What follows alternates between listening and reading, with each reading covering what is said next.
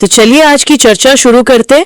सोचिए दिल्ली एयरपोर्ट है, सर्दियों की सुबह, काफी भीड़ भाड़। जी हाँ, गहमा गहमी का माहौल। और इसी बीच एक बिल्कुल साधारण से दिखने वाले बुजुर्ग काउंटर पर आते हैं। बिल्कुल आम आदमी, सफेद कुर्ता पजामा, शायद कोई पुराना सा स्वेटर, पैरों में भी शायद फटी सी चप्पल है। हाँ, और उनके हाथ में एक प्रिंटेड टिकट है जयपुर का। वो काउंटर पर जो स्टाफ है उनसे बड़े आराम से पूछते हैं, बहुत नरमी से, कि बिटिया ये टिकट कंफर्म्ड है क्या?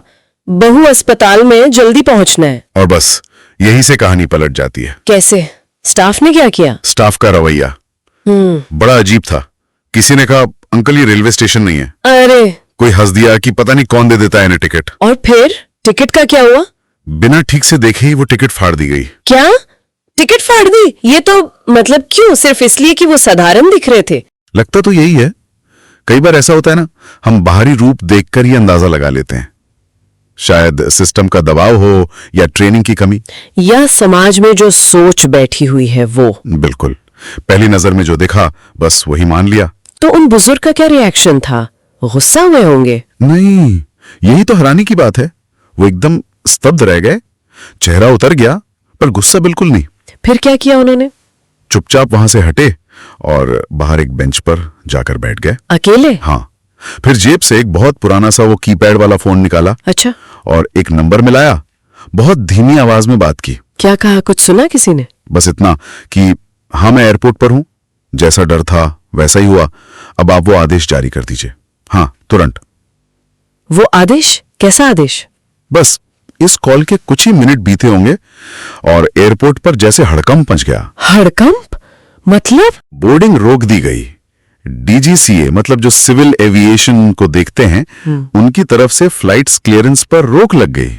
क्या बात कर रहे हैं? एक फोन कॉल से? हाँ, स्टाफ में खलबली मच गई कि भाई ये कौन वीआईपी है जिसकी वजह से ये सब हो रहा है।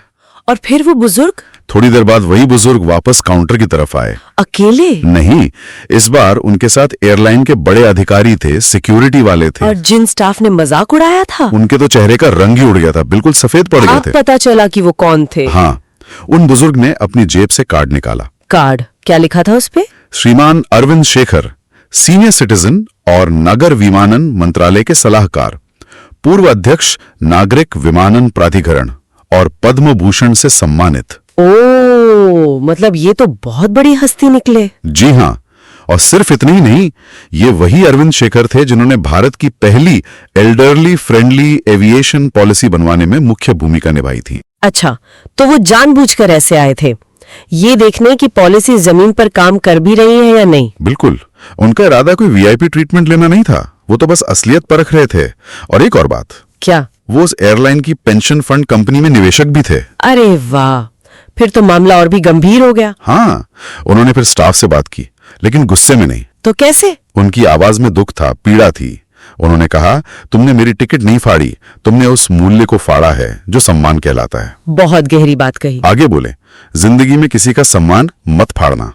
ये कुर्सियां आज हैं, कल नहीं रहेंगी, लेकिन तुम्हारी सोच ही तुम्हें आदमी बनाती है या सिर्फ एक मशीन। सीधा दिल पे लगने वाली बात। नतीजा भी तुरंत सामने आया। क्या हुआ? सस्पेंड हुए वो कर्मचारी? हाँ, दोनों कर्मचारी तुरंत सस्पेंड, और सारे स्टाफ के लिए अनिवार्य सेंसिटिविटी ट्रेनिंग का ऑर्डर। और एयरलाइन के लिए? एयरलाइन को भी सख्त चेतावनी मिली कि आइंदा किसी बुजुर्ग से ऐसा बर्ताव हुआ तो लाइसेंस सस्पेंशन तक की कार्रवाई हो सकती है। 1 हफ्ते का नोटिस था। लेकिन क्या ये सजा, ये ट्रेनिंग वाकई सोच बदल पाती है या ये बस लीपापोती है? देखिए, तुरंत एक्शन जरूरी होता है एक संदेश देने के लिए, पर असली बदलाव तो धीरे धीरे आता है, लगातार कोशिश से, सही माहौल बनाने से। ट्रेनिंग तो बस एक हिस्सा है। सही बात है। अच्छा, एक और चीज थी ना, अरविंद जी ने वीआईपी ट्रीटमेंट लेने से मना कर दिया था। हाँ बिल्कुल, जब अधिकारियों ने उन्हें लॉन्ज वगैरह ऑफर किया तो उन्होंने कहा, मुझे भीड़ में बैठना अच्छा लगता है, वहां इंसानियत के असली चेहरे दिखते हैं। क्या बात है। और उन्होंने मैनेजर से माफी मांगने को भी कहा, पर अपनी नहीं। तो किसकी? कहा, हर उस यात्री से माफी मांगो जो तुम्हारे शब्दों से टूटे हैं, और हर उस बुजुर्ग को नम्रता से देखो। ये तो कमाल का रवैया है, ताकत होते हुए भी उसका दिखावा नहीं। यही उनके चरित्र की खासियत थी। वो पद की नहीं, मूल्यों की बात कर रहे थे। वहाँ जो बाकी यात्री थे, स्टाफ था, उन पर क्या असर हुआ होगा? एकदम सन्नाटा छा गया था।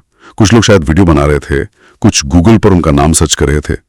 स्टाफ तो जाहिर है बहुत शर्मिंदा था। किसी ने कहा भी था शायद। हाँ, किसी स्टाफ ने बाद में कहा, हमने उनकी टिकट नहीं फाड़ी, हमने तो अपनी सोच का पर्दा उतार दिया। तो इस पूरी कहानी से, इस घटना से क्या सीख मिलती है हमें? सबसे बड़ी सीख तो यही है कि इंसान की पहचान उसके कपड़ों या उसके बाहरी रूप से नहीं होती। असली ताकत पद या पैसे में नहीं, बल्कि शांत गरिमा में, अनुभव में और सही समय पर सही कदम उठाने में है। बिल्कुल।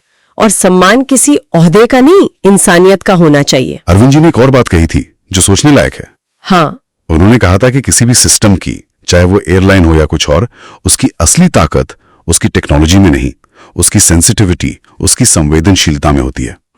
ये बात तो सिर्फ एयरपोर्ट या एयरलाइन तक ही सीमित नहीं है। नहीं, बिल्कुल नहीं। ये तो हमारे समाज पर, हमारे दफ्तरों पर, हमारे रिश्तों पर, जीवन के हर सिस्टम पर लागू होती है। सही कहा। इस पर सोचना जरूरी है कि हमारे सिस्टम कितने संवेदनशील हैं।